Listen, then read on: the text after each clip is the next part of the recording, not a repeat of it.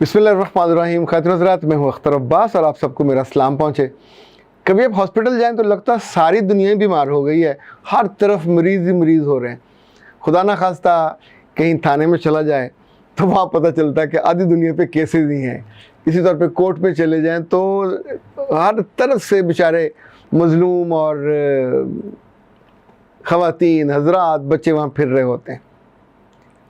क्या ज़िंदगी में जिस जगह भी हम जाएं, बस अड्डा हो, रेलवे हो, जहाज़ का अड्डा हो, वहाँ इतनी ज़्यादा बड़ी तादाद में देखे में लगता है कि सब लोग यही काम कर रहे हैं।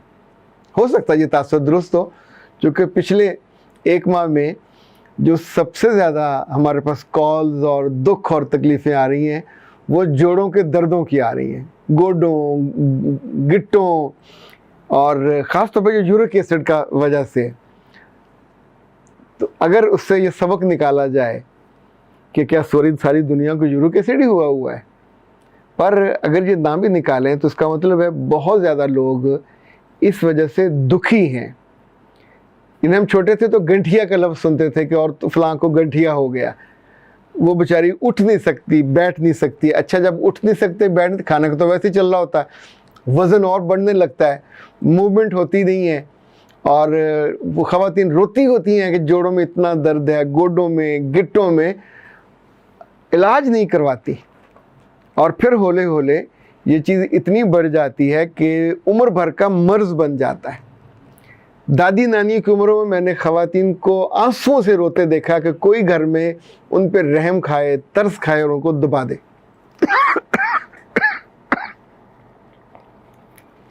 अच्छा, जितना दबाते जाएं उस लम्हे तसल्ली होती है, उसके बाद वो दर्द फिर उतना ही तेज़ होने लगता है। जब तक आप वहाँ से रोकते नहीं हैं मर्ज़ को और मसले को, वो बढ़ता रहता है। तो ऐ प्यारे लोगों, आप में से जिस जिस को ये नहीं है उसको खुश होना चाहिए, और जिस जिस को है इंशाअल्लाह आज के क्लिप में आपका काफ़ी फ़ायदा होने वाला है। मैंने 2 हफ्ते पहले जिक्र किया था कि मैंने ज़िंदगी में पहली दफ़ा यूरिक एसिड का जो पेशेंट था अपने दफ्तर में देखा, उर्दू डाइजेस्ट के दफ्तर में।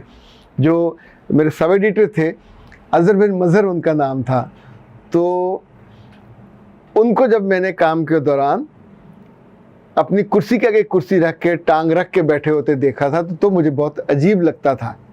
आमतौर पे चूँकि मैं उनके कमरे में नहीं जाता था, वो काम कर रहे होते थे, लेकिन वो इतने मजबूर होते थे कि हमारे जाने पे भी उनसे उठ के खड़ा होना मुश्किल होता था। फिर मैंने उनका देखा कि पाँव सूजा हुआ होता था, अंगूठे सूजे हुए होते थे। तो पहली दफ़ा मुझे उन्होंने बताया कि मुझे यूरिक एसिड का इशू है। तो यूरिक एसिड है क्या? यूरिक एसिड बुनियादी तौर पे अगर प्यूरिन टूटे तो इसके जो ज़र्रात हैं वो टूट के खून में आते हैं। अच्छा, खून से वो गुर्दों में जाते हैं और गुर्दों से यूरिन में, पेशाब में निकल जाते हैं। तो जिन जिन की तो ये प्यूरिफिकेशन होती जाती है उनको यूरिक एसिड नहीं होता, और जिनके साथ ये मसला होने लग जाए, ज़ाहिर है फिर वो बढ़ने लगता है। ये ऐसा जालिम है कि आपको हैरत होगी कि जैसे क्रिस्टल होते हैं, चीनी वाले क्रिस्टल, ये उन क्रिस्टल की शक्ल इख्तियार करके जो जॉइंट्स हैं, जोड़, लाइक अगर किसी को हो जाए तो बहुत मुमकिन है इस जोड़ में वो क्रिस्टल जमा हो जाए, इसमें जमा हो जाए, तो फिर आपकी ये जगह सूज जाएगी।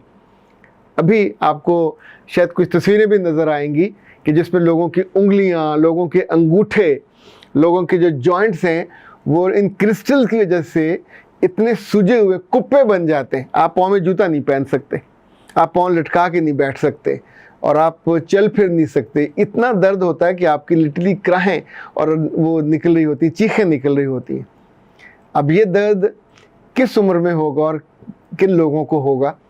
ये इब्तदाई उम्र में कम होता है। 3 वजह से होता है। अगर आपका फूड हैबिट्स अच्छा नहीं है, नंबर 2 अगर आपके दिल के अमराज हैं तो भी आपको प्रॉब्लम होगा, क्योंकि फिर उसकी प्यूरिफिकेशन का प्रोसेस कमज़ोर हो जाता है। अगर आप एंजाइटी और टेंशन के मरीज़ हैं तो भी आपके साथ ये हो सकता है। अच्छा, इस पर दुनिया की मुख्तलिफ यूनिवर्सिटियों में रिसर्च होती है, रेगुलर होती है। इसकी मेडिसिन भी एक बनी है जो हमारे यहाँ आमतौर पर डॉक्टर्स को सजेस्ट करते हैं, 1 गोली सुबह, 1 गोली शाम।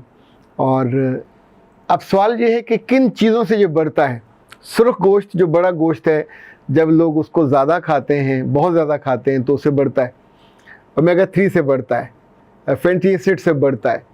यानी वो खुराक जो आपके जिस्म में जिसका एक्सेस हो जाएगा उसके साथ ये बढ़ेगा। दूर करने के तरीके क्या हैं? एक अपनी आदत बदलना और दूसरा अपनी खाने की आदत बदलना।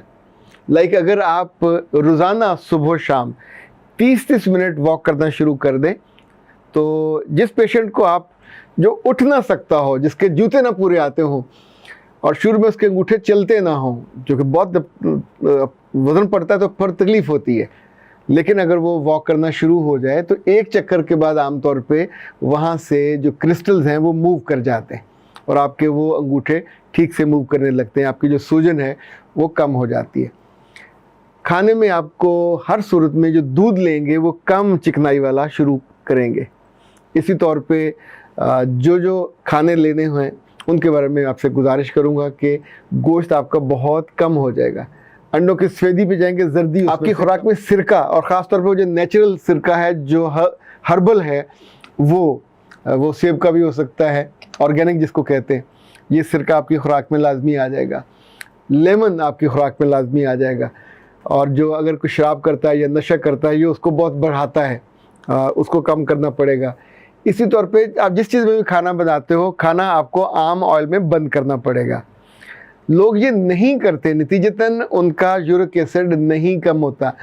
यूरिक एसिड रोकने का जो बुनियादी इंग्रेडिएंट है वो रोगने जैतून है। खाना उसमें बनाना शुरू कर दीजिए, थोड़े पैसे तो लगेंगे, लेकिन आपकी जान से और आपके यूँ समझे पूरी जो सेहत का तो बहुत बर्बाद हुआ मामला, उससे तो जान छूट जाएगी। अच्छा जी, अब इसके 3 इलाज हैं जो आप नोट कर लीजिए, ताकि आप अगर ख़ुद कोई मसला है तो भी और अगर किसी और को मसला है तो भी। लाइक पहला, आपके पास अगर लेमन है तो आधा लीमू और आधा गिलास गर्म पानी, ये आप रोज़ाना लेंगे 2 दफ़ा। इसमें आप जायके के लिए थोड़ा सा शहद शामिल कर सकते हैं। पहली दफ़ा आप निहार मुँह लेंगे, सुबह निहार मुँह, ये 4 हफ्ते का नुस्खा है। आपका यूरिक एसिड अपने आप नीचे आ जाएगा। ख़ास तौर पे जिनकी माँओं को है, जिनके दादियों नानियों को है, उनको तो फ़ौरन ये शुरू कर लें, आसान है। अच्छा, इसी तौर पे जो दूसरा नुस्खा है वो है 1 गिलास पानी और 1 चम्मच सिरका, इसको आप मिक्स करेंगे। ये 4 हफ्ते आपने दिन में 1 दफ़ा यूज़ करना है। सिरका अच्छा होना चाहिए, जो सेब का है या ऑर्गेनिक, वो लीजिए। ये दोनों आपके उन क्रिस्टल्स को पिघलाने का और वहाँ से मूव करने का बायस बनते हैं। सब्ज़ चाय 1 कप रोज़ाना रात को सोने से पहले, ये तीसरा नुस्खा है। चौथा, रोज़ाना 1 गाजर और 2 खीरे, अगर इसका आप स्मूदी बना के पीते हैं तो ना सिर्फ आपका यूरिक एसिड का मसला हल होगा, बल्कि साथ ही आपका जो शुगर का मसला है वो भी, इसके अंदर ऐसी शानदार तासीर है, वो भी हल हो जाएगा। अच्छा, चेरी और स्ट्रॉबेरी आए हुए हों तो आप उनको भी खा सकते हैं, और फल जो भी आपका रेगुलर हो आप उसको खा सकते हैं। ज़्यादा मीठा, ज़्यादा जो चिकनाई वाली चीज़ें हैं, इनसे आप एहतियात करेंगे। चलना शुरू कर दीजिए, चलिए, मज़े से ज़्यादा चलिए, और उतनी ही जल्दी आप अपने आप को और अपने उन दर्दों को इंशाल्लाह काबू पा लेंगे, कंट्रोल। ये 4 से 6 हफ्ते का कुल मसला है। अगर आप मेडिसिन खा रहे हैं वो 300 वाली जो है, तो ये सारी उम्र खाते रहेंगे, उससे ठीक नहीं होगा।